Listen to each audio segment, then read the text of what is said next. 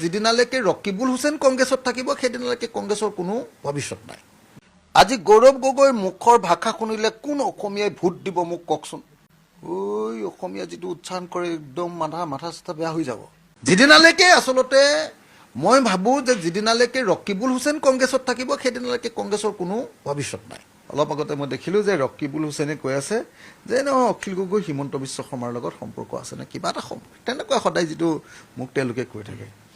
আজি সঁচি কথা ক'বলৈ গ'লে অসমৰ কংগ্ৰেছ দলৰ একদম ডুবি যোৱাৰ এটা প্ৰধান কাৰণ ৰকিবুল হুছেইন হয়নে নহয় বাৰু আপোনালোকে কওক। মোৰতো জীৱনৰ এইটো এটা ডাঙৰ ভুল যে মই ৰকিবুল হুছেইনক 10 লাখ ভোটত জিকাই দিলোঁ ধুবুৰী। সেই সময়ত প্ৰয়োজন আছিলে, কিন্তু ঐতিহাসিকভাৱে এতিয়া চব সংখ্যালঘু মানুহে কয়, সংখ্যালঘু মানুহ বাকীবিলাক বাদেই দিয়ক, বাকী সংখ্যাগৰিষ্ঠ মানুহেতো তেওঁৰ চেহেৰাটোৱে চাবলৈ মন নকৰে, হয়নে নহয়? তেওঁ চেহেৰাটো দেখুৱাই বিজেপিয়ে আচলতে আপোনাৰ কংগ্ৰেছটোক বদনাম কৰি পেলাইছে। যিদিনালৈকে আচলতে মই ভাবোঁ যে যিদিনালৈকে ৰকিবুল হুছেইন কংগ্ৰেছত থাকিব সেইদিনালৈকে কংগ্ৰেছৰ কোনো ভৱিষ্যত নাই। ৰকিবুল হুছেইনক যিমান নিয়ন্ত্ৰণ কৰিব পাৰিব বা আঁতৰাই দিব পাৰিব তেতিয়াহে কংগ্ৰেছৰ ভৱিষ্যতটো আহিব। কিন্তু গৌৰৱ নিজে যিহেতু ফিল্ডত পূৰা কামটো কৰিব নোৱাৰে আৰু যিহেতু নিজেই সংখ্যালঘু এলেকাৰ সমস্যাবিলাকক নিজে ডিল নকৰে, আল্টিমেটলি ৰকিবুল হুছেইনৰ ওপৰত ডিপেণ্ডেণ্ট হৈ যায়। আৰু যেতিয়ালৈকে ৰকিবুল হুছেইন থাকিব তেতিয়ালৈকে ক'ত অসমৰ সংখ্যাগুৰু মানুহে ভোট দিব। আজি আপুনি ৰকিবুল হুছেইনক সংখ্যালঘু মানুহে বাৰম্বাৰ কৈ আছে যে ৰকিবুল হুছেইন যেতিয়ালৈকে কংগ্ৰেছত থাকিব তেতিয়ালৈকে আমি বিজেপিক হৰুৱাব নোৱাৰোঁ, বিৰোধীয়ে বিজেপিক হৰুৱাব নোৱাৰে। গতিকে ৰকিবুল হুছেইনে যেতিয়া মানে উৎপাত কৰি থাকিব কংগ্ৰেছত, ৰকিবুল হুছেইনে যেতিয়া কংগ্ৰেছ দলৰ পৰ্যালোচনা বৈঠকৰ আগে মুছলিম বিধায়কবিলাকক লগত নি একেলগতে ফটো উঠিব, সেইটো চৌবাজি কৰিব, তাৰপিছত আৰু পৃথিৱীৰ কোনোবা মানুহে আকৌ কংগ্ৰেছক ভোট দিবনে কওকচোন? কোনোবা মানুহে ভোট দিব নেকি আপুনি কওকচোন? গতিকে ৰকিবুল হুছেইনক যেতিয়ালৈকে নিয়ন্ত্ৰণ কৰিব নোৱাৰিব বা আঁতৰাই দিব নোৱাৰিব তেতিয়ালৈকে ৰকিবুল হুছেইন সদায় কংগ্ৰেছৰ আপদ হৈ থাকিব। আজি গৌৰৱ গগৈৰ মুখৰ ভাষা শুনিলে কোন অসমীয়াই ভোট দিব মোক কওকচোন। তেতিয়াতো মই গৌৰৱৰ ভাষণ শুনি আচৰিত। ঐ অসমীয়া যিটো উচ্চাৰণ কৰে একদম মাথা চাথা বেয়া হৈ যাব। কিন্তু ভাই লুৰিণ, মোক গালি দিয়া কি লাভ হ'ব কওক? মইতো তোক ভালকৈ বাচি থাকিবৰ কাৰণে মই তোক বুদ্ধিটো দিব খুজিছিলোঁ। হিমন্ত বিশ্ব শৰ্মাই ইলেকশ্যন খেলে বোকাত লেটিপেটি হয়, মানে ধান ৰুবৰ কাৰণে পথাৰত নামিব লাগিব নাই। আমাৰ ইয়াতে যিটো ইলেকশ্যন খেলে সিহঁতি জনতাৰ লগত সেইমতে লেটিপেটি নহয়।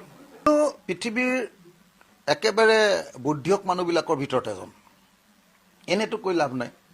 ইলেকশ্যন খেলিছোঁ, ইলেকশ্যন যেনেকৈ যুদ্ধ কৰিব লাগে তেনেকৈ ষ্ট্ৰেটেজি বনাই যুদ্ধ কৰিছোঁ। মই ৰজাৰ নিচিনাকৈ এনেকৈ একদম বুকু ফিন্দাই গৈ ইলেকশ্যনত ভোট বিচৰা নাই। ইলেকশ্যন খেলিবলৈ হ'লে ইলেকশ্যনী ভাষাটো মানুহে আয়ত্ব কৰিব পাৰিব লাগিব। আজি গৌৰৱ গগৈৰ মুখৰ ভাষা শুনিলে কোন অসমীয়াই ভোট দিব মোক কওকচোন। যিটো অসমীয়া উচ্চাৰণ, সঁচা কথা কৈছোঁ আপোনালোকক, ক'বলৈ বেয়া। মই 3খন মিটিং একেলগতে হেৰিয়াৰ লগত মাৰিলোঁ নহয়। গৌৰৱ গগৈ থাকোঁতে কি কয় আপোনাৰ আমাৰ প্ৰিয়ংকা গান্ধীৰ লগত। তেতিয়াতো মই গৌৰৱৰ ভাষণ শুনি আচৰিত। ঐ অসমীয়া যিটো উচ্চাৰণ কৰে একদম মাথা চাথা বেয়া হৈ যাব। কথাটো বুজিছেনে? অসমততো আৰু অসমীয়া ভাষাটো নোহোৱাকৈতো আৰু ইলেকশ্যন জিকিব নোৱাৰে নহয়, মিছা কথা নহয়, এইটো মিছাকৈতো লাভ নাই ন। 1 নম্বৰ। 2 নম্বৰ কথাটো হ'ল আপুনি এটা বস্তু মনত ৰাখিব, হিমন্ত বিশ্ব শৰ্মাই ইলেকশ্যন খেলে বোকাত লেটিপেটি হয়, মানে ধান ৰুবৰ কাৰণে পথাৰত নামিব লাগিব নাই। আমাৰ ইয়াতে যিটো ইলেকশ্যন খেলে সিহঁতি জনতাৰ লগত সেইমতে লেটিপেটি নহয়, বুজিছে নাই? এই কথাটো কোৱাৰ কাৰণে মোক বেয়া পাইছে সিহঁতি, লুৰিণেও বেয়া পাইছে। মই দেখিছোঁ যে লুৰিণৰ পাৰ্টীয়ে মোক গালি দিছে কালি। লুৰিণে বহুৱাই লৈ তাৰমানে দুফালে দুটাক বহুৱাই লৈ মোক খুব গালি দিয়াইছে। কিন্তু ভাই লুৰিণ, মোক গালি দিয়া কি লাভ হ'ব ক মইতো তোক ভালকে বাচি থাকিবৰ কাৰণে মই তোক বুদ্ধিটো দিব খুজিছিলোঁ আপোনাৰ বুদ্ধি নুশুনিলে নেকি লুৰিণক দিয়া বুদ্ধিকেইটা মই কৈছিলোঁ যে শদিয়াৰ পৰা খেল কোনো পধ্যে তই খোৱাঙৰ পৰা নেখেলিবি মই কৈছিলোঁ তই খোৱাঙৰ পৰা নিজিক চিধাকৈ কৈছিলোঁ মই হয় শদিয়াৰ পৰা খেল নহ'লে নাহৰকটীয়াৰ পৰা খেল নহ'লে তই চিচিবৰ গাঁৱৰ পৰা খেল এনেকৈ কৈছিলোঁ মই নিজিক তই এইটো ভাল বুদ্ধি লোৱা নাই এনেকৈ কৈছিলোঁ আৰু মই কি কৈছিলোঁ বাক্য এটাই কৈছিলোঁ লুৰিণ সম্পৰ্কে মই কৈছিলোঁ যে লুৰিণে যদি ভৱিষ্যতে জিকিব লাগে গাটো ভাঙিব লাগিব বুজি পাইছে নহয় গাটো ভঙা মানে অসমীয়া ভাষাটোতো বুজি পায় নহয় জানো গাটো ভাঙিব লাগিব হয়নে যিটো অসমীয়াত লনি হোৱা বুলি কয় লনি হ'ব লাগিব মানুহৰ লগত মিলি থাকিব লাগিব মানুহৰ লগত একদম মিলি যাব লাগিব এইটো জনতাৰ মাজলৈ সোমাই যাব লাগিব মই সেইটো কৈছিলোঁ সেইটো ক'লেনো বেয়া পাই গালি পৰা কিবা কথা থাকে নেকি কালি এফালে দুফালে দুটা অৰ্ধপক্ষ দুটাক বহুৱাই লৈছে দুটাক বহুৱাই লৈ লুৰিণে কোৱাইছে বোলে অখিল গগৈ আঞ্চলিক দলবিলাক বোলে হেৰিয়াৰ আশীৰ্বাদতে জিকিছে বিজেপিৰ আশীৰ্বাদতে পৃথিৱীত কোন আঞ্চলিক দলক বিজেপি আশীৰ্বাদত জিকায় বিজেপি হ'ল পৃথিৱীৰ এনে বস্তু যি আঞ্চলিকতাবাদক খতম কৰি দিয়ে আৰু যোৱা 5টা বছৰ যদি কোনোবাই টেঙা কৰিছিলে বিধানসভাত হিমন্তক তেতিয়াহ'লে সেই মানুহটো মই না কংগ্ৰেছ না AIDF না CPM-ৰ মানুহজনেও বেয়া পাইছে সেইদিনা মই ক'লোঁ যে ভূমিকাটো ভালকৈ নলয় বুলি কোৱাৰ কাৰণে বিৰোধী দলবিলাকে নলয় সেইটোতো হয়েই CPIM-ৰ কি নাম মনোৰঞ্জন তালুকদাৰে চৰকাৰৰ লগত লেটিপেটি কৰি থাকে কোনো দিন টাফ ষ্টেণ্ড এটা নলয় বিজেপিৰ বিৰুদ্ধে সমষ্টি উন্নয়নৰ নামত তেওঁ DC SP লৈকে বদলাই লয়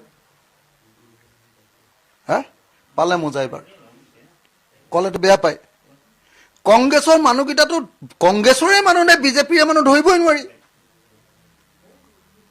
আপুনি এটা কথা কওকচোন দেৱব্ৰত শইকীয়া কোনোবা এদিন হিমন্ত বিশ্ব শৰ্মাৰ লগত ভালকৈ যুক্তিতৰ্ক এটা কৰা দেখিলেনে কংগ্ৰেছক গালি পাৰি হিমন্ত বিশ্ব শৰ্মাই সমাধিস্থ কৰি দিয়ে কবৰস্থ কৰি দিয়ে তাৰপিছতো কংগ্ৰেছৰ মানুহকেইটাই নামাতে সেই পাৰ্টিটো কোনে ভোট দিব আপুনি কওক কোনে ভোট দিব এইটো দেৱব্ৰত দাই বেয়া পালে হ'বনে মনোৰঞ্জন তালুকদাৰে বেয়া পালে হ'বনে গৌৰৱ গগৈ বেয়া পালে হ'বনে লুৰিণজ্যোতি গগৈ বেয়া পালে হ'ব আৰে তোমাক বিৰোধীৰ ভূমিকা পালন কৰিবৰ কাৰণে ভোট দিছে তুমি আকৌ চৰকাৰৰ লগত বুজাবুজি কৰি ভালকৈ বিৰোধী ভূমিকা পালন নকৰিবা ৰাষ্ট্ৰপতিৰ নিৰ্বাচনতো বিজেপিক ভোট দিবা ৰাজ্যপালৰ কি কয় আপোনাৰ কি কয় ৰাজ্যসভাৰ নিৰ্বাচনতো ভোট দিবা তেতিয়াহ'লে কোন মানুহে তোমালোকক ভোট দিব 2 নম্বৰী মানুহক